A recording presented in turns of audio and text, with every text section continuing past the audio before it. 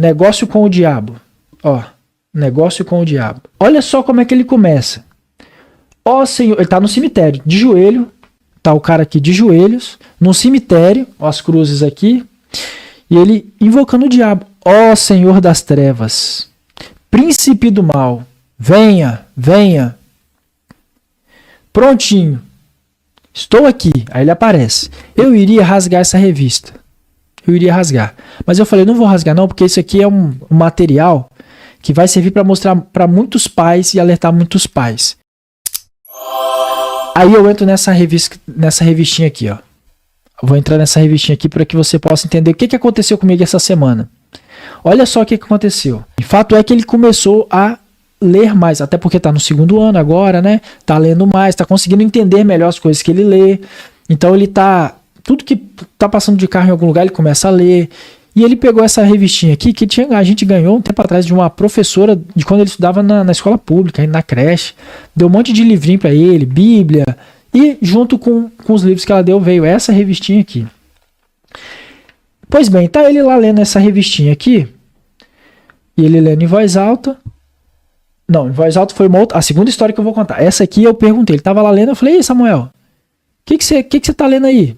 Ele falou, do homem que tava conversando com o mal. Eu falei, como é que é?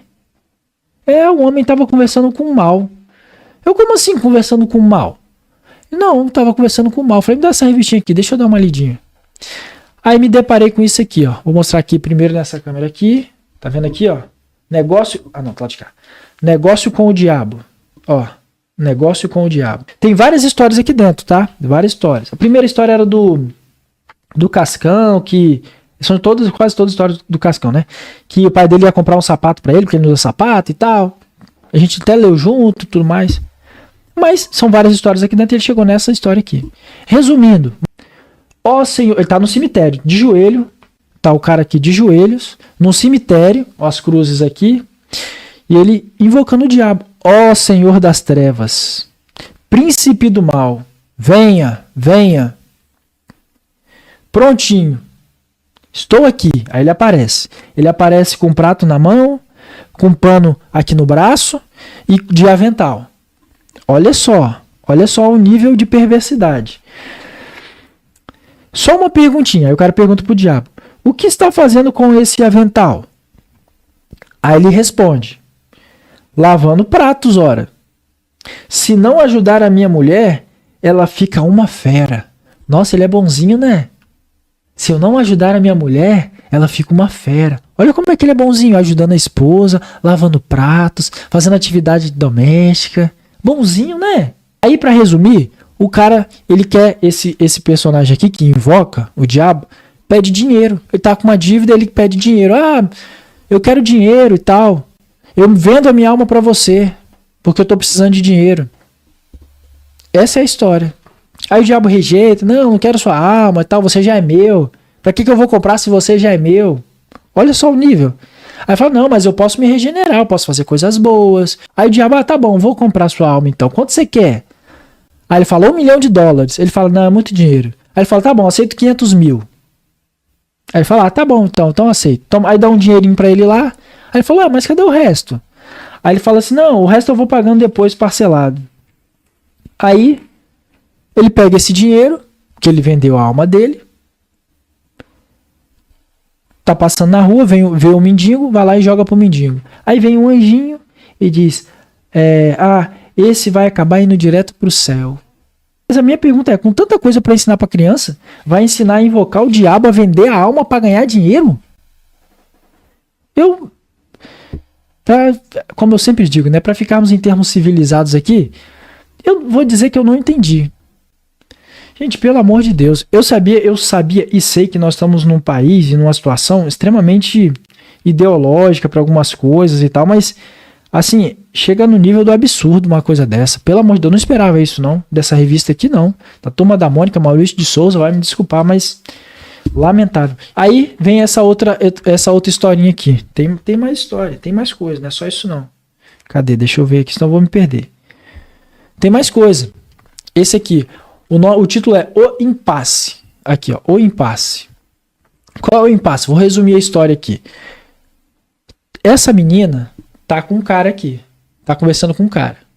Só que chega outro cara. E esse cara que chega e fala, Samantha, ela, sujou. Resumindo, esse cara é namorado dela.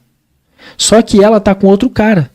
E adivinha qual é o nome desse outro cara aqui? Ela até fala, esse aqui é o Ricardão. Tá aqui, ó. Esse aqui é o Ricardão. E ela fica no impasse porque ela quer ficar com os dois. Esse é o impasse. Ela quer ficar com o namorado e com o outro. Esse é o impasse dela. E eles, obviamente, não aceitam. Não, você vai ter que escolher um. E ela reclama, não, mas vocês têm que entender que eu gosto dos dois. Numa revistinha de criança. Aí eles ficam discutindo, vai pra lá, vai pra cá, nessa discussão. Por fim, eles falam assim, já que você não vai escolher, então eu tô indo embora. Aí os dois vão embora. E deixa ela pra trás. Passa uma outra pessoa. O Altino. Esse cara passa, ela vai lá e começa a cantar esse cara. Ei, tudo bem, meu amor? Pergunta, o que essa revista está ensinando? O que essa revista está ensinando? Eu iria rasgar essa revista. Eu iria rasgar. Mas eu falei, não vou rasgar não, porque isso aqui é um material que vai servir para mostrar para muitos pais e alertar muitos pais. Porque não basta, daí a minha intenção em mostrar primeiro isso aqui, essa questão do adolescente que matou os pais e o irmão de 3 anos, dopando os pais, matando e jogando numa cisterna, juntamente com essa revista aqui. Não basta a gente tirar ou, meu filho tá assistindo computador no quarto, tá com uma tela, tá com um celular, tá bem, tá seguro, não tá lá na rua, não tá nas drogas, não tá brigando, não tá seguro. Não está. Meu filho está em casa lendo, não tá nas telas, tá protegido. Não está. Não está protegido. Nós, como pais, precisamos estar vigilantes em relacionamento, sabendo o que está acontecendo com os nossos filhos. Esse aqui, o cara vendendo alma pro diabo, eu descobri porque eu perguntei. Ele tava lendo e tal, falou, vou fazer outra coisa. Samuel, que história é essa que você tá lendo? Você leu o quê? Me fala aí, o que você... Até porque para ele exercitar a questão de interpretação de texto, para eu ver se ele está entendendo o que ele está lendo, a capacidade dele de resumir o que ele leu, de explicar, certo? Para não ficar só ali lendo palavra após palavra, decifrando os signos, as letras A, B, C. João conversou com Tiago que ia, tal. Mas o que isso significa? Então eu sempre pergunto ele, o que você leu? Qual é a história? Me conta aí, que legal, quero ouvir. E ele foi lá e falou isso. Nessa outra, esse aqui aconteceu isso. Nessa outra ele estava lendo em voz alta, a da menina. Quando ele falou, que eu ia perguntar também, mas ele estava lendo em voz alta, Samantha tem 2 namorados. O quê? Eu e minha esposa. Como é que é? Que história é essa? Então, nós como pais, precisamos estar vigilantes. Precisamos estar atentos ao que está acontecendo com os nossos filhos, porque o mundo hoje está cada vez mais complicado. Se não é de um lado gente tentando deturpar aquilo que a gente ensina, é gente querendo fazer namoro virtual, levar para não sei aonde aí, né? Como a gente está vendo. É um negócio que a gente precisa ficar atento, porque daqui a pouco os nossos filhos são roubados de nós dentro da nossa própria casa, diante dos nossos próprios olhos. Eles vão desconfigurando a forma de pensar e ele está sentadinho na sala do nosso lado.